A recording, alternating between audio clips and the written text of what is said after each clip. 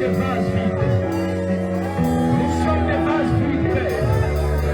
Il est possible que tu nous visites ce matin. Il est possible que tu passes ton déranger, toucher les vies ce matin. Il est possible que tu passes ton déranger, impacter les vies ce matin. Il est possible, Père.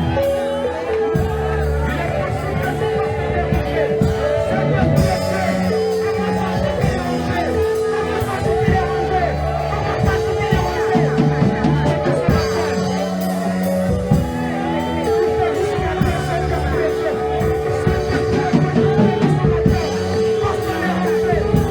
te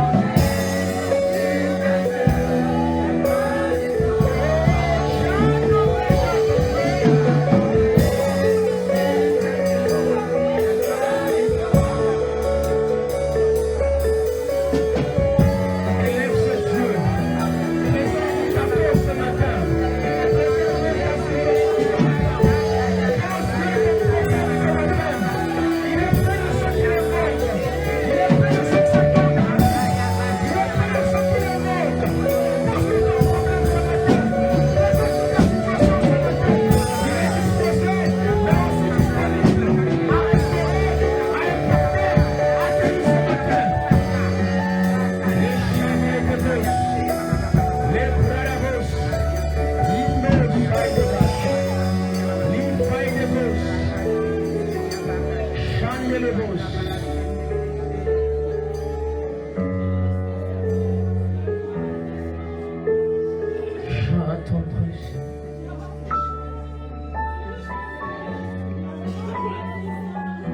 La particularité avec ceux qui s'attendent à Dieu, la Bible déclare, ils sont rayonnants de joie.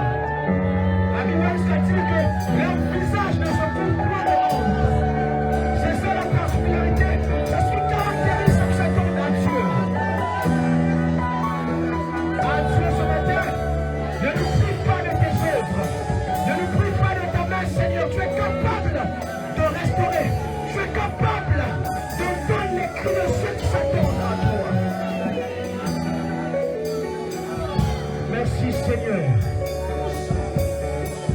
Saint-Esprit de Dieu, ce culte est à toi. Nous ne voulons pas respecter les protocoles. Nous ne voulons pas respecter parfois le programme. Parfois, c'est ce qui limite l'action de Dieu. C'est ce qui limite parfois les œuvres de Dieu. C'est parfois ce qui limite le mouvement du Saint-Esprit. C'est qu'il y a un programme qui est établi. Mais le Saint-Esprit de Dieu est là présent. Saint-Esprit de Dieu,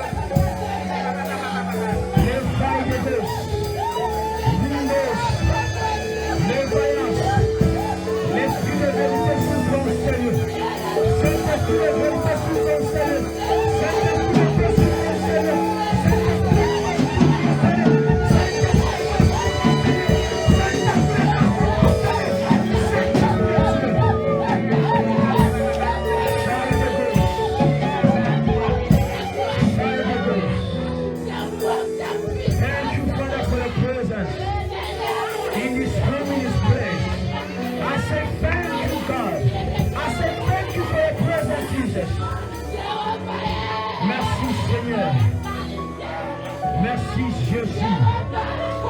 Merci Jésus. Reçois la gloire. Reçois l'honneur. Oh, Seigneur. Élevez le dos. Que le roi de gloire fasse son entrée. Il est dans ce roi de gloire.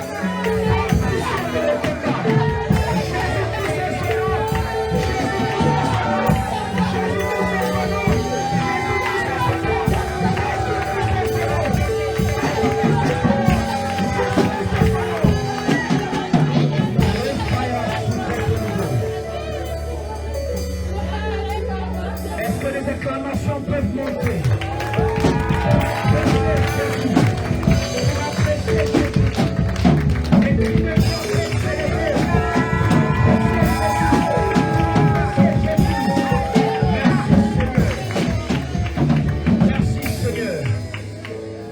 Seigneur, Saint-Esprit, nous aimons ta présence.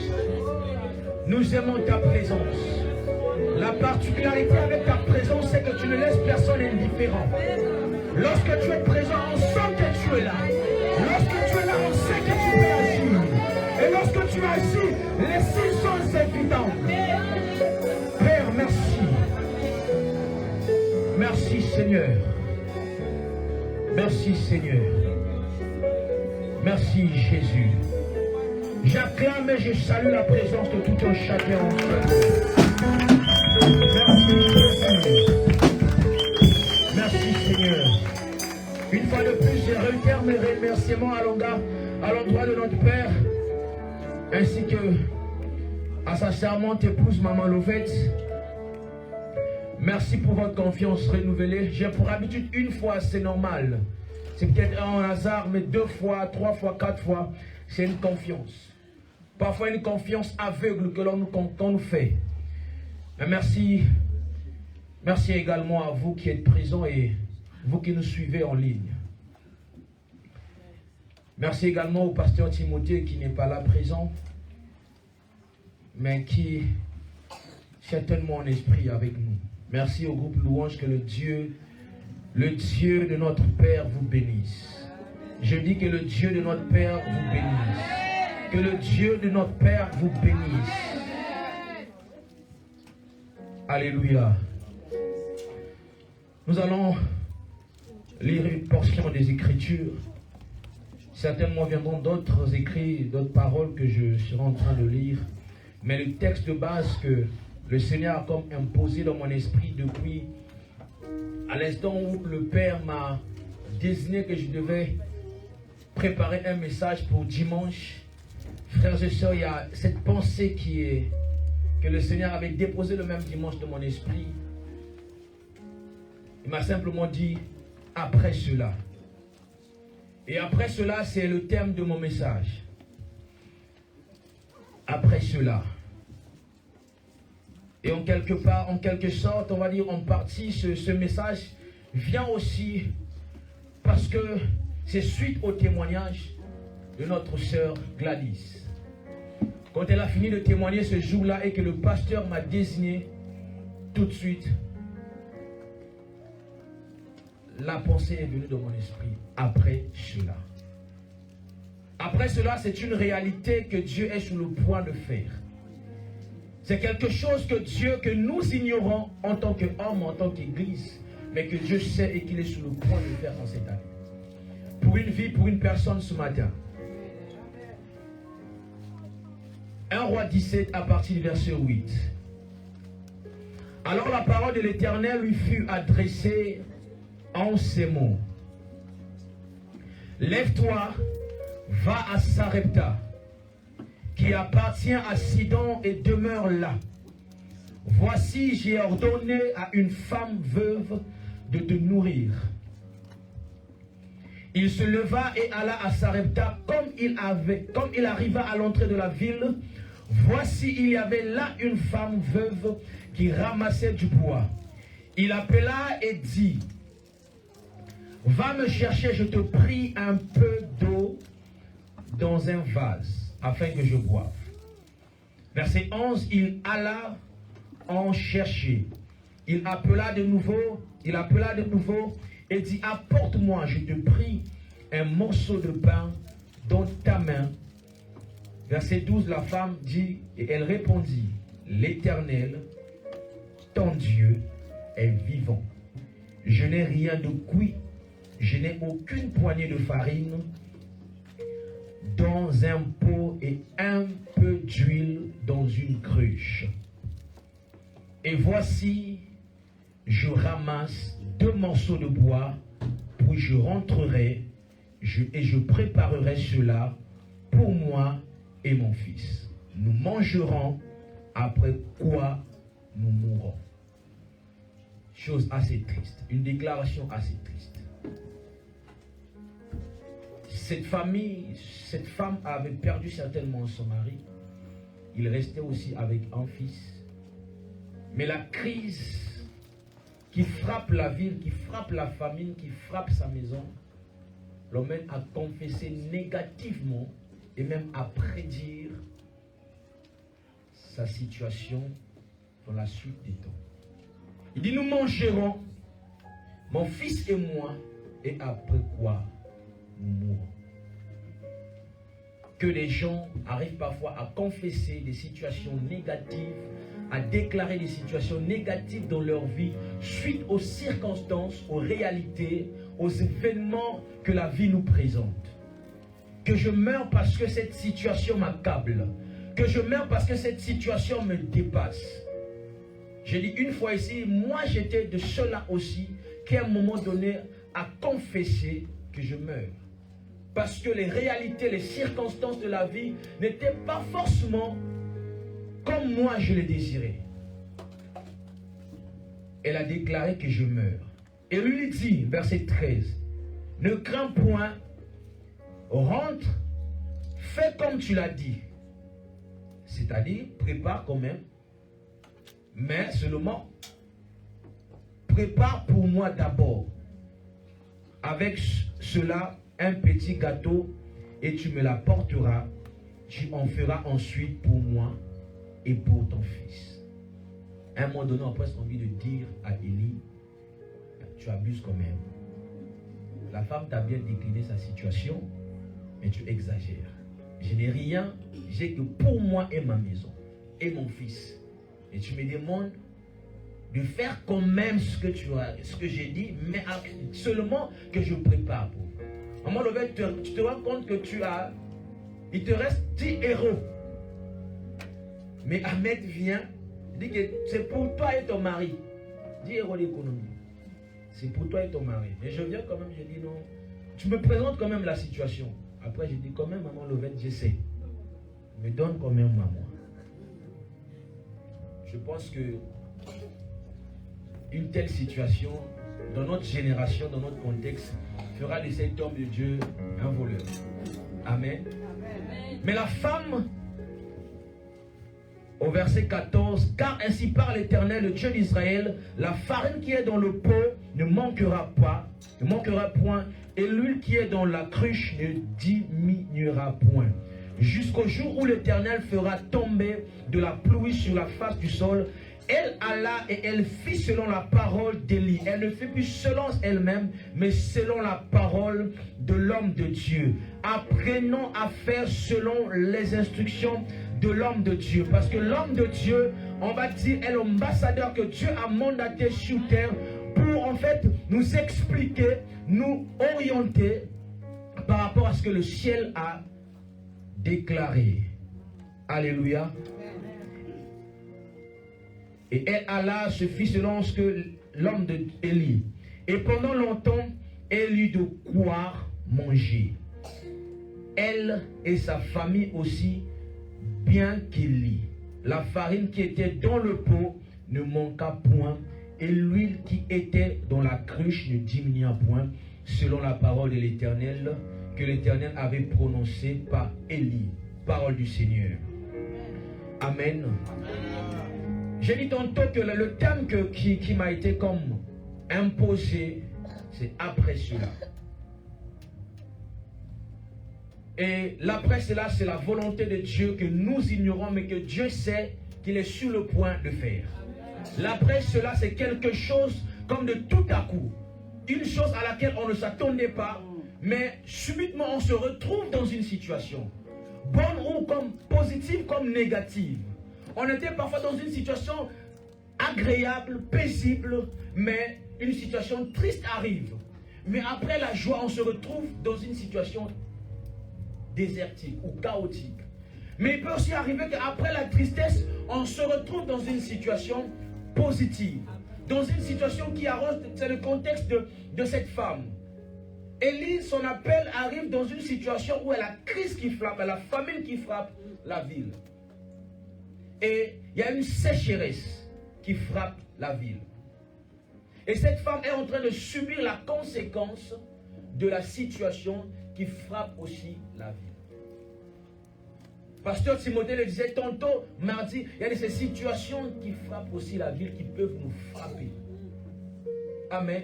Amen. Et cette femme subit cette influence. Elle ne reste que ça. Elle dit, après quoi je mourrai. Après cela, nous allons mourir. Mais ce que j'aime, Dieu même, quand il est sur le point de faire les choses, il prépare des hommes pour nous sortir des situations. Il prépare des femmes pour nous délivrer des situations. Dieu lui-même dit que je ne vous laisserai pas orphelins, mais je vous enverrai un consolateur. Pourquoi? Parce qu'il savait qu'à un moment donné de la vie, nous serons en train de pleurer. Il faut un consolateur pour nous consoler des situations assez tristes. Il faut un consolateur pour nous délivrer parfois des situations pour lesquelles nous n'avons aucune solution. Et c'est ce que Dieu sait faire. J'ai dit, les épreuves de la vie ne suppriment pas le plan de Dieu pour nous. Dieu a un plan prévu qu'il a prévu pour nous. Les souffrances, les difficultés du temps présent ne suppriment pas l'agenda de Dieu pour nous. Il y a quelque chose que Dieu a écrit dans un agenda, dans son agenda à nous. Et même lorsque nous sommes en train de traverser la vallée de l'ombre de la mort, il est là assis paisiblement en train de rigoler, de rire. Parce qu'il sait, très bientôt, l'après cela va sonner dans ta vie. Très bientôt, tu seras en train de sourire. Les choses qui t'ont fait pleurer hier ne te feront plus pleurer aujourd'hui. Parce que Dieu a inauguré un nouveau plan de restauration pour nous.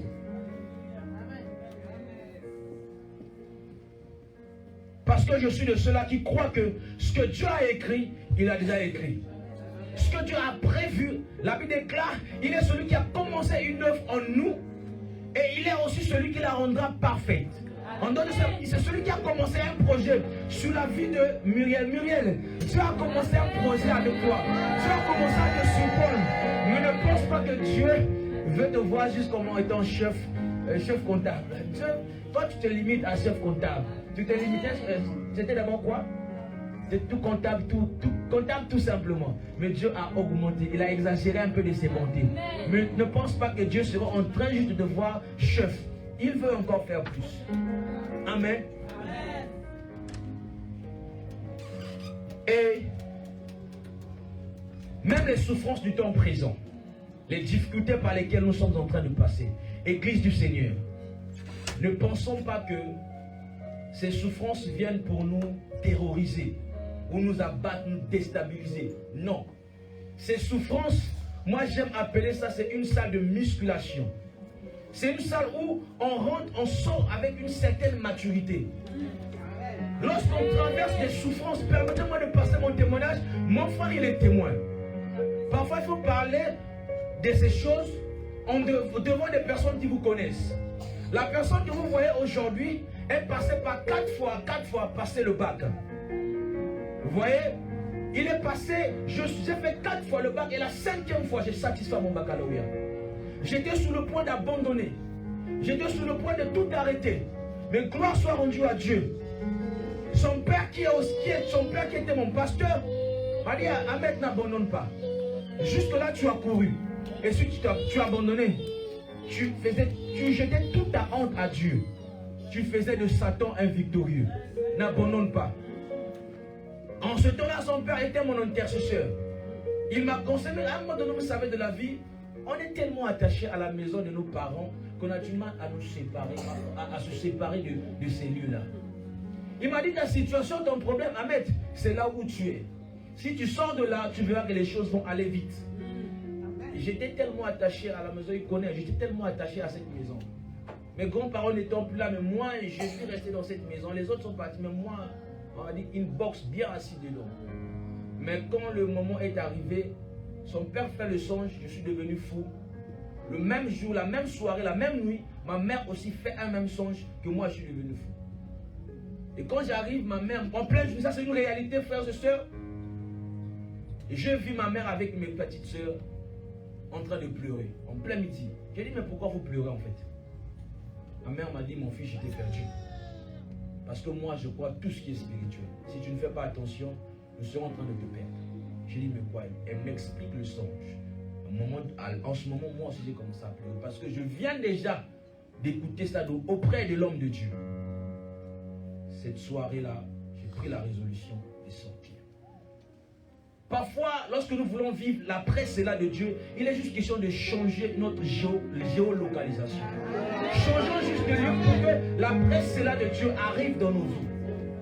Ça ne sert à rien de résister parce qu'on aime trop cette affaire, on aime trop ce projet, on aime trop. À force de trop aimer, on subit trop. À force de trop apprécier quelque chose, on vit des conséquences. Donc la chose est à l'origine. Amen. Parfois, il faut savoir sortir des situations. Écoutez, le peuple d'Israël est en train de souffrir une réalité à un moment donné très difficile. Mais lorsque Dieu a décidé de leur faire expérimenter l'après-l'Égypte, ils arrivent devant la mer Rouge. Ils disent à Moïse, attends, toi c'est pour nous faire mourir que tu nous emmènes ici. Nous étions bien en Égypte. Nous étions bien en Égypte. Mais Dieu, lui connaît le chemin, frères et sœurs. Même la souffrance arrive, Dieu, laissez Dieu faire, laissons Dieu faire. Parce que lui, il connaît le chemin. Il n'est pas celui qui connaît seulement le chemin, mais il est le chemin. Il connaît les contours que nous devions prendre pour arriver quelque part. Le peuple a commencé à se satisfaire, à prendre plaisir à cette réalité. Et à vouloir même retourner dans leur souffrance parce qu'ils étaient tellement attachés à ces choses-là. Dans le livre de Romains 8, verset 18, la Bible déclare, c'est l'apôtre Paul qui parle. J'estime que les souffrances du temps présent ne sauraient être comparées à la gloire à venir qui sera révélée pour vous. Il y a une gloire qui arrive pour nous, frères et sœurs. Il y a une gloire qui est sur le point de sonner sur nos vies. On ne voit pas certainement ces choses, mais Dieu les voit. Il est sur le point de préparer. J'ai dit, Dieu a un agenda pour nous. Les souffrances du temps présent ne peuvent en aucun cas interférer, influencer à ce que Dieu a prévu pour nous. Soyons dans la paix. Même lorsque ces situations viendront, soyons sans crainte. Les difficultés de la vie viendront, soyons sans crainte. J'ai passé du temps à prier pour ma vie. J'ai passé du temps à prier pour ma famille. Parce que je savais, à un moment donné de la vie, Dieu fera toujours. Et j'ai toujours béni le Seigneur de ce que... je ne sais pas si Dieu préparait que je sois un pasteur, mais en tout cas, lui, il préparait ça, je pense. Je pense qu'il le préparait. J'ai toujours béni Dieu, même quand j'avais des difficultés énormes, où parfois toutes les propositions sont là devant toi. Mais je suis resté ferme, attaché. C'est comme Daniel pouvait dire dans Daniel 11, que ceux du peuple qui connaîtront leur maître agiront avec fermeté. J'avais l'impression que Dieu, je ne connaissais pas trop bien le Seigneur, mais j'avais l'impression que Dieu était en train de tracer le chemin, sur le point de me faire expérimenter l'après cela. Dieu est celui qui change les circonstances des vies des hommes. Dieu est celui-là qui connaît mieux nos vies que nous-mêmes. Dieu est celui-là, tout à l'heure, la sœur Joël est en train de parler des projets que les pères ont pour ses enfants. Dieu est un père responsable. Lorsque les enfants sont assis, parfois ils ne méditent rien, ils ne pensent à rien de leur vie, mais les parents sont là en train de réfléchir. Demain après-demain, mon fils doit aller à l'université. Demain après-demain, mon fils doit finir. C'est ce que Dieu aussi fait pour nous. Lorsque les difficultés arrivent, à un moment donné, on a envie de retourner, dire, mais Seigneur, j'étais bien quand j'étais païen. Et Dieu est en train de dire, mais regarde-moi ces enfants, ils ne savent pas où est-ce que je les emmène. Rien n'est prédestiné pour moi d'être prédicateur, en tout cas, tout sauf ça. Rien ne prédestiné, il n'y avait aucun signe. Mais rien. Aujourd'hui, on se retrouve à faire l'œuvre de Dieu parce que lui, il avait un autre plan pour nous. Et j'aimerais dire à quelqu'un, nous devenons ce que Dieu a prévu pour nous et non ce que nous avons résolu d'être. Amen, merveilleux. Dieu avait déjà prévu quelque chose, une école pour toi. Ce que tu voulais faire, Dieu avait prévu une école pour toi. Tu avais un autre projet, tu voulais faire peut-être quelque chose, mais Dieu, qui connaît ta vie, qui connaît mieux ton cœur que toi-même, il avait prévu un projet pour toi, une école pour toi. Amen. Apprenons seulement, même dans les difficultés, à célébrer le Seigneur.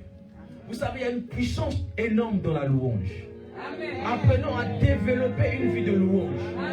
Apprenons à développer une vie où on adore juste le Seigneur. Parfois les difficultés doivent nous conduire à glorifier le Seigneur, à pousser le Seigneur, à célébrer Dieu.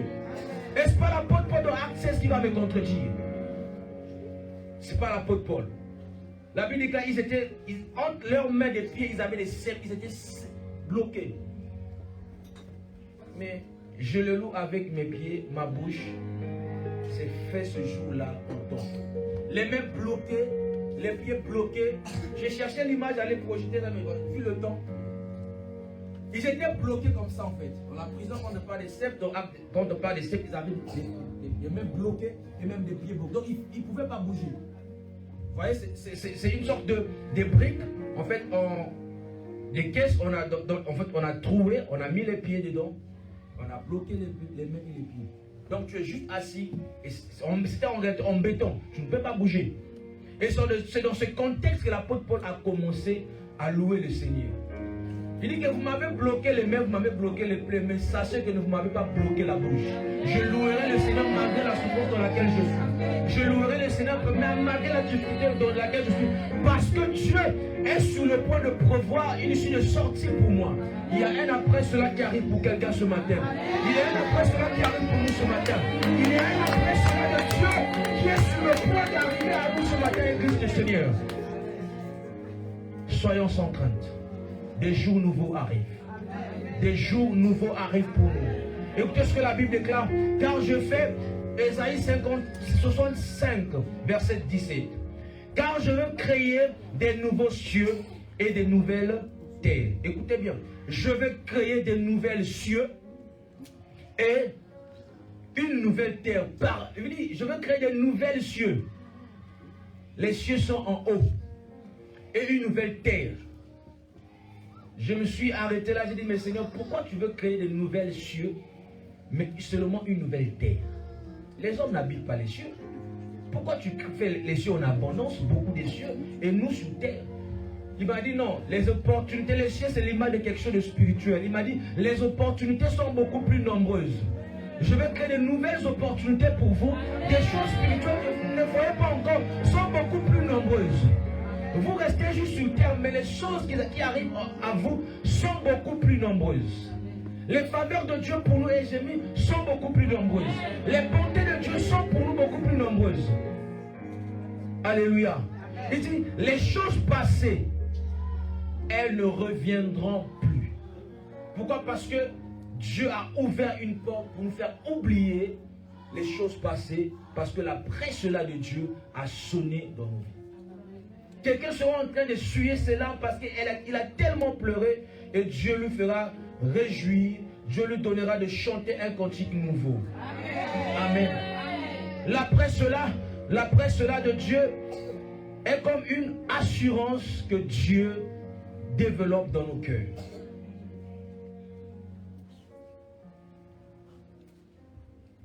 Amen. Et 2 points par rapport à notre prédication. Le premier point, comment vivre l'après cela de Dieu. Le deuxième point qui va nous concerner, c'est pourquoi Dieu nous fait entrer dans l'après cela. Dieu ne fait rien pour rien. Quand Dieu nous change la situation d'une personne, Dieu fait quelque chose, Dieu vise aussi quelque chose. Tout comme les hommes ont des objectifs, Dieu aussi a des objectifs à atteindre. Et tout ce qu'il fait, il poursuit toujours un but.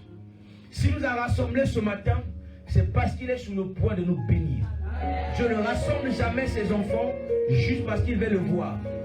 Il a quelque chose pour nous, comme un père de famille qui rassemble ses enfants, c'est parce que ce père de famille a quelque chose à dire à ses enfants. A un conseil certainement à donner à ses enfants. Et généralement, c'est dans un contexte où parfois le père est dans une situation de maladie et est sur le point de mourir. Il rassemble ses enfants, il commence à parler, bénir, bénir. J'en ai expérimenté pendant la Covid. Gloire à Dieu parce qu'il est encore vivant. Mais j'ai vu mon père lutter avec la mort. Il m'appelle, il m'a dit, mon fils, s'il te plaît, viens. Voici mon code de passe de téléphone. Voici mon code au niveau de la banque et tout. S'il m'arrivait quelque chose, s'il te plaît. Et pendant cette période, quand j'avais dit à mon père qu'il était question que je réponde à l'appel, que j'allais me fermer, c'était devenu un combat en fait. Et pendant cette période de Covid, j'avais comme l'impression que Dieu a juste frappé mon père de Covid pour me bénir. Il m'a dit, assois-toi là, je vais te bénir. Tu vas réussir dans ton ministère. Tu vas. Parce que Dieu savait, si je ne crée pas ça, il ne va pas libérer mon fils. Vous voyez? Et Dieu connaît le chemin. Comment vivre l'après cela de Dieu? La première réponse que le Saint-Esprit a placée dans mon esprit, c'est la disponibilité. Il faudrait être disponible. Dieu cherche toujours, dans 2 Chroniques 16 à partir du verset 20, à partir du verset 9, si on peut le projeter, 2 Chroniques 16 à partir du verset 9, la Bible déclare que les regards de l'Éternel parcourent la terre. Pourquoi les regards de l'Éternel parcourent la terre? Parce qu'il cherche un homme. Parce qu'il cherche une femme de disponible pour le prendre et le faire entrer dans une nouvelle saison. Il dit, car l'Éternel étend ses regards sur toute la terre pour soutenir ceux dont le cœur est tout entier à lui. Tu agis en insensé dans cette affaire, car dès à présent tu auras des guerres. Nous, la partie qui nous concerne, ça là, laissez ça d'abord pour celui qui agit en insensé. Nous, c'est là, car l'Éternel étend ses regards sur toute la terre. Lorsqu'il étend les regards sur toute la terre, il cherche un homme, il cherche une femme disponible pour écrire une nouvelle histoire avec lui. Pour lui faire expérimenter une nouvelle histoire. Écoutez, dans 2 Samuel 9. 2 Samuel 9, écoutez ce que la Bible déclare. Ancien John, on va vraiment travailler ensemble.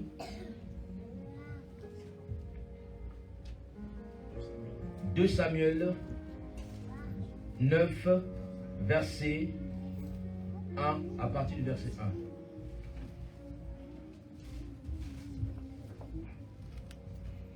Voilà. David dit, reste-t-il encore quelqu'un de la maison de Saül pour que je lui fasse du bien à cause de Jonathan? La suite.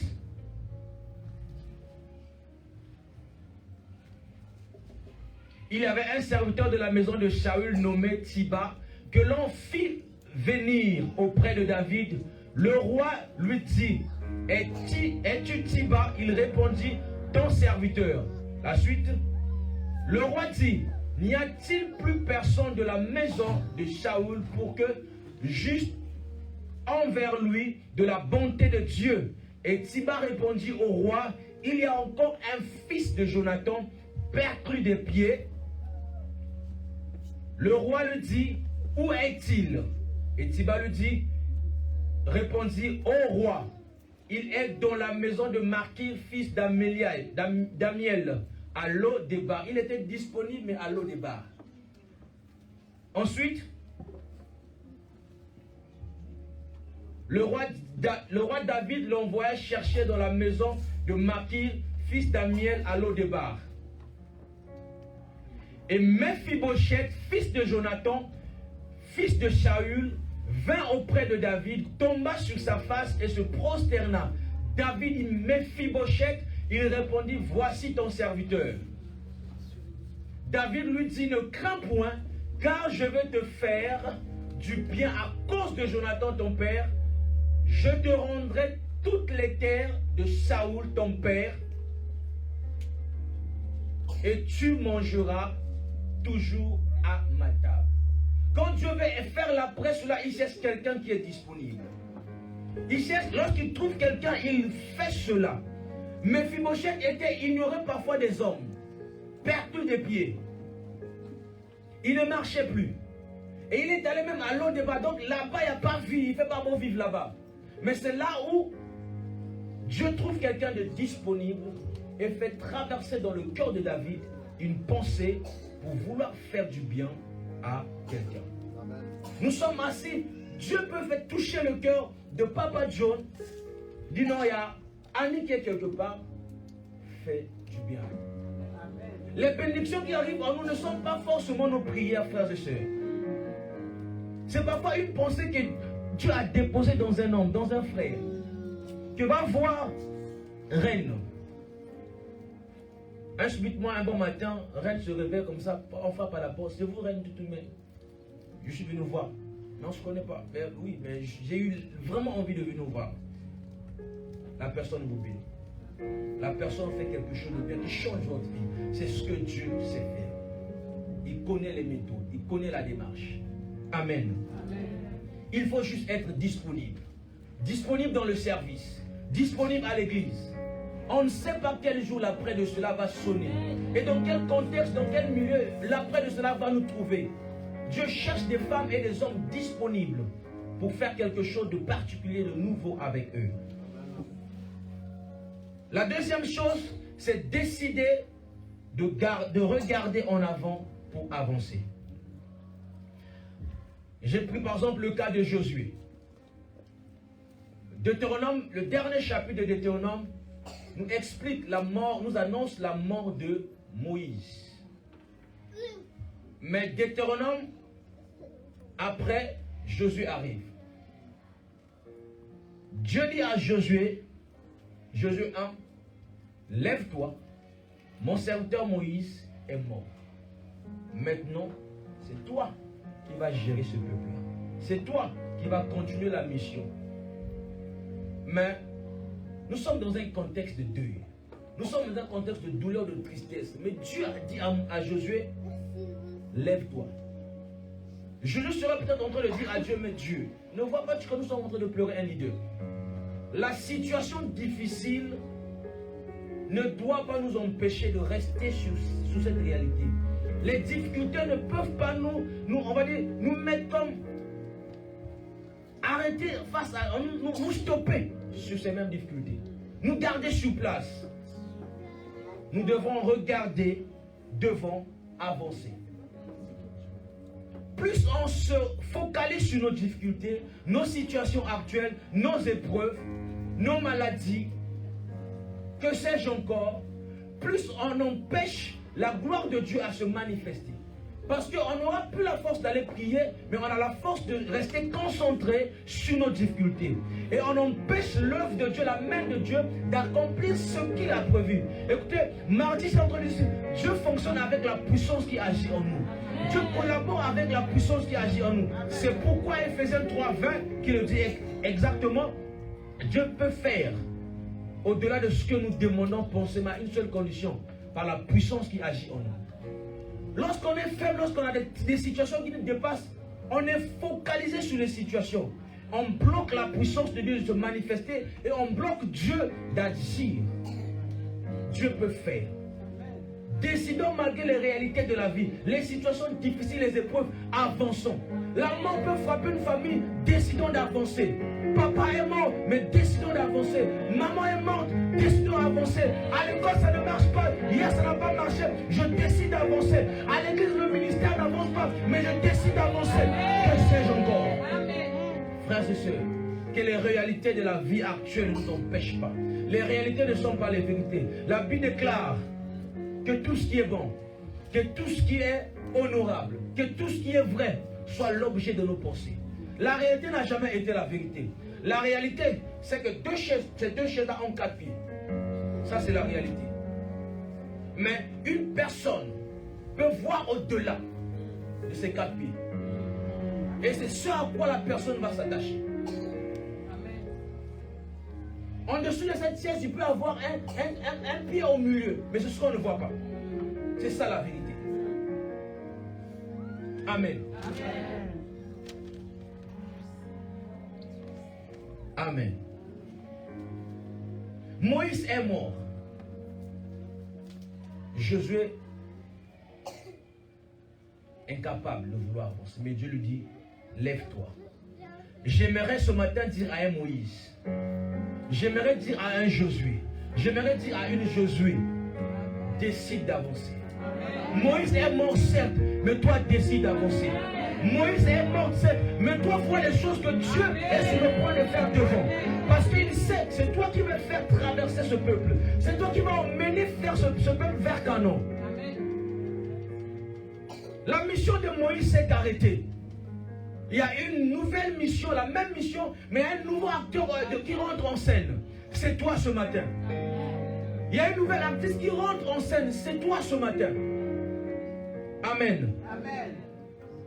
Personne ne peut connaître l'après cela de Dieu si elle est restée focalisée sur les réalités, la situation actuelle. Amen. Personne ne peut emprisonner l'œuvre de Dieu, la main de Dieu, quand elle sait que je vis des situations. Plus rien ne marche dans le couple, plus rien ne marche dans la vie. Ce n'est que la situation du présent. Ce n'est que la réalité d'aujourd'hui. Demain sera meilleur. Demain sera meilleur. C'est pourquoi, frères et sœurs, ne quittons jamais la présence de Dieu. Ne négligeons jamais la présence de Dieu. Allez, que Dieu te bénisse d'avoir retrouvé ta flamme de prière. Ne quitte jamais la présence de Dieu. Tu ne sais pas quelles sont les grâces, les bénédictions que tu engendres en restant dans la présence de Dieu. Dieu ne se révèle pas à nous n'importe où. Il sait là où se révéler. Quand nous lisons l'histoire du tabernacle, de l'arche de l'alliance, on dit bien, Dieu se révélait dans le temple, mais pas partout. C'était au niveau de l'arche, mais même sur l'arche, Dieu se révélait, se rencontrait avec le sacrificateur entre les deux chérubins. Dieu ne se révèle pas partout dans l'arche. Dans l'arche, il y a une place spécifique où il se révèle. Et cherche cette place dans la présence de Dieu. Fais de cette place un lieu de rencontre avec le Seigneur. Fais de cette place un lieu où Dieu viendra te visiter régulièrement. Amen. Pourquoi, le deuxième point, pourquoi Dieu nous fait entrer dans l'après cela? Pourquoi Dieu décide-t-il de changer les vies? Pourquoi Dieu décide-t-il de travailler sur nos souffrances pour nous faire visiter la gloire à venir? Pourquoi? Pourquoi nous envoyons nos enfants à l'université, même à l'étranger? Pourquoi mon père m'a-t-il envoyé au Sénégal, ou après Sénégal me faire venir en France? Pourquoi? Parce que mieux que mes désirs, il connaît vraiment les désirs qu'il me fait. Dieu est un père qui connaît. La Bible déclare qu'il connaît les projets qu'il a formés pour nous. Mais les projets qu'il a formés sur nous, maman, sont des projets de bonheur, de paix. Pour nous donner un avenir et de l'espérance. Dieu connaît le chemin, frères et sœurs. Dieu connaît les méthodes pour nous. Il connaît le but pour lequel il doit nous faire visiter, expérimenter l'après cela. Le premier point, je dis parce qu'il connaît mieux le chemin que nous, de la destinée. David dit, mes destinées sont entre les mains de Dieu. Ses destinées à lui, mais bizarrement, se trouvent entre les mains de Dieu. Pourquoi? Parce que c'est Dieu qui connaît mieux ses destinées que lui-même. Nos vies sont entre les mains de Dieu. La Bible déclare, personne ne peut conduire ses pas par lui-même. Si nous marchons, nous ne savons pas là où poser le premier pied. Mais Dieu sait. Si tu as fait poser le pied là, il sait pourquoi. En marchant, tu peux trébucher. Dieu sait pourquoi tu as fait trébucher quelque part. Parfois, il y avait un accident qui arrivait devant. Parfois, le bus que tu devais prendre devait connaître un accident. Dieu t'a fait trébucher, de te donner un retard. Mais parfois, nous n'aimons pas ces choses. Parfois, nous détestons, mais j'étais pressé le train. Dieu sait pourquoi tu as fait trébucher. Amen.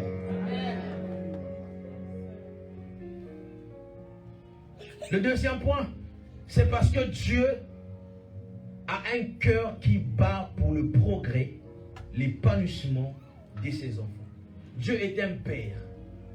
Dieu n'aime pas voir ses enfants dans la souffrance. Dieu n'aime pas voir ses enfants dans les difficultés.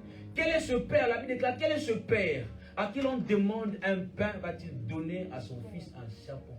Dieu ne nous donnera jamais quelque chose de contraire que celle qu'il a prévu à nous donner. Parce qu'il est un Père qui bat, dont le cœur bat pour notre progrès. Il prend plaisir à voir l'épanouissement, le progrès, l'évolution de ses enfants. La Bible déclare, voici mon serviteur montera, il prospérera, il s'élèvera et il s'élèvera très haut. C'est ce que Dieu veut pour nous, Égypte. C'est ce que Dieu veut pour nous ce matin, frères et sœurs.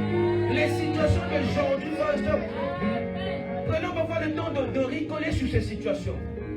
Je sais que c'est parfois difficile. Quelqu'un est en train de me dire, mais serviteur Ahmed, c'est parfois facile pour vous de le dire. Mais tant que vous n'avez pas expérimenté, frère, j'ai une histoire. J'ai connu pire, mais je n'ai jamais abandonné. J'ai connu des épreuves, mais je n'ai jamais abandonné. Parce que je sais, Dieu est le rédempteur, comme je pouvais le dire, il s'élèvera. Mais la Bible, il s'élèvera en dernier. Il ne se lève jamais en premier. Il ne se lève jamais en premier. Il se lève en dernier. Après avoir utilisé le diable, après avoir rendu le diable disponible dans votre vie, après avoir vidé parfois le diable de ses ressources, de ses armes, il dit, ok, tu as tout fait, c'est bon. Donc tu n'as plus des armes, tu n'as plus rien, tu n'as rien du tout. C'est maintenant que je me lève. Ça, c'est Dieu fait. Allez demander Élie. Demandez Élie. Élie connaît bien la méthode. Toute la soirée, les prophètes de Baal ont invoqué Dieu, leur Dieu. Ils ont tout fait. Ils se sont coupés même la peau. Élie était là au calme, en train de rigoler. Il savait que Dieu pouvait agir. Quand il est arrivé, il n'a pas fait toutes ces traditions, ces rituels et tout. Il est arrivé, il a invoqué, il a dit que l'on sache, une prière courte.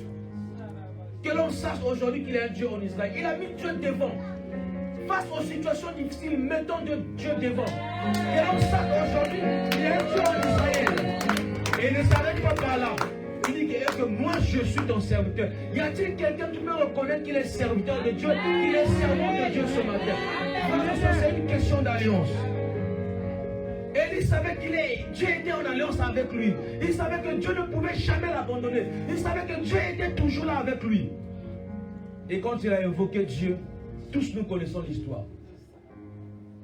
Le feu est descendu. Et le feu est descendu, consumé tout, même l'eau qui était là. Dieu, c'est ce que Dieu fait. Il est un Père pour nous.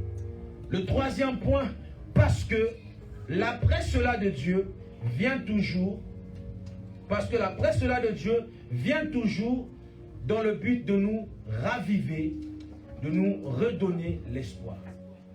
Là où cette femme-là ne croyait plus, 1 Roi 17 que nous venons de lire, la femme ne croyait plus. Si bien qu'elle avait déjà prédit la finalité qui leur était réservée. Elle était un prophète, une prophétesse, mais une prophétesse de malheur pour sa vie. Frères et sœurs, soyons de prophétesses qui prophétisons sur les choses positives.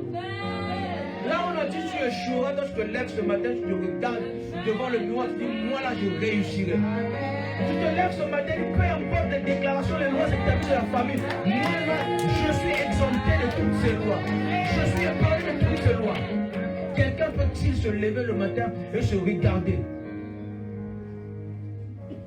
Quand on a commencé à grandir, je partais tout le temps en ville. Et j'aimais cette vie un peu de luxe en fait. Et je partais en ville, je partais dans des restaurants manger. Une fois, j'ai ramené des trucs que je mangeais, des gâteaux et tout, des croissants, beaucoup de choses. Tu sais, parfois dans nos pays africains, c'est tout un luxe. On n'a pas le temps pour ça. Et je partais, j'achetais tout. Je ramène à la maison, ma mère me dit une fois. Elle dit, ah mon fils, toi là, je vois que toi tu es trop différent en fait. Toi, tu prends tous les choses. Je dis que... On ne sait pas. Vous voyez, on ne sait pas. Parce que moi, je ne voulais pas avoir une vie comme... Je voulais être un peu différent. Je voulais faire les choses de manière différente. Je voulais avoir une mentalité différente. C'est pas parce qu'on est en Afrique, on doit dire qu'en Afrique c'est la misère. Non, frères et sœurs.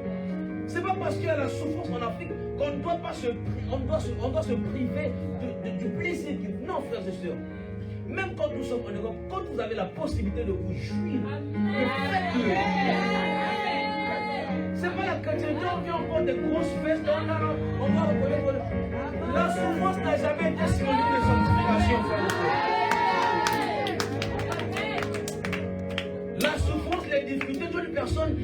non, moi, non, frère, ça n'a jamais été un synonyme de dire que non, nous sommes vraiment chrétiens.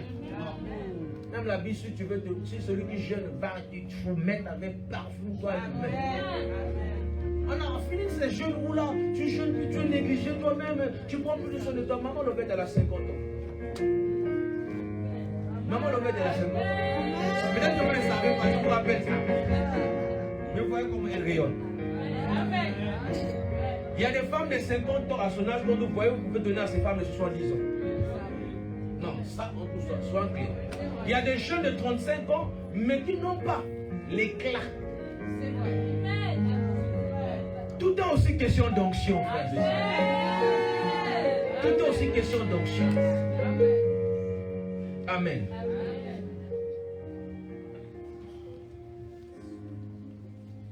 Dieu vient pour nous raviver.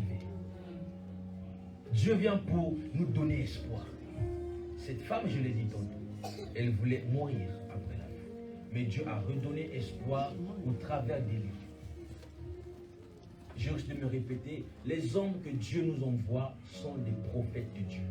Ils ont un message pour nous, pour donner espoir. Là où nous avons cessé de croire, là où on s'est dit que tout est fini. Quelqu'un peut venir et dire que Marjolaine, sois en paix. Mais dans le soir en paix, il a tout dit. Parfois, on n'est pas obligé de développer, mais sois en paix. Dieu t'a parlé. Dieu peut venir, Steven, commence à danser. Mais il veut danser comment même? Danse seulement, ne pose pas de questions. Entre dans le rythme.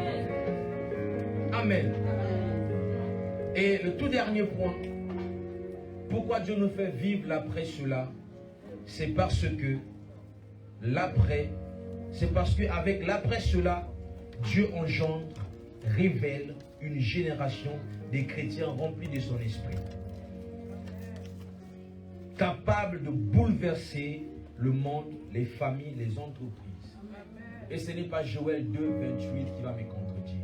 Il dit, après cela, dans le dernier temps, je répandrai de mon esprit sur toute chair. La première fonction, que lorsqu'on reçoit l'Esprit de Dieu, je suis en train de la décliner, ils prophétiseront. Ils prophétiseront. Et ce qui est la particularité, ce que j'aime avec ce verset, c'est que Dieu ne touche pas seulement, ne regarde pas seulement les jeunes. Les vieillards, il parle des vieillards. Il parle des jeunes gens. Il regarde tout le monde. Il n'explique personne. Peu importe l'âge, Dieu peut te faire vivre l'après cela.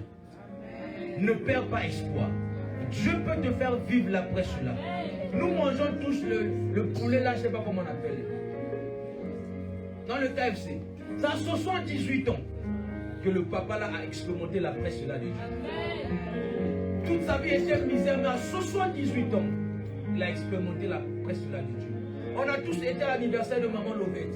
Maman Lovette ne croyait pas, ne savait certainement pas le chemin par lequel elle est passée. Dieu était en train de préparer son après cela. Aujourd'hui, elle vit l'après cela de Dieu.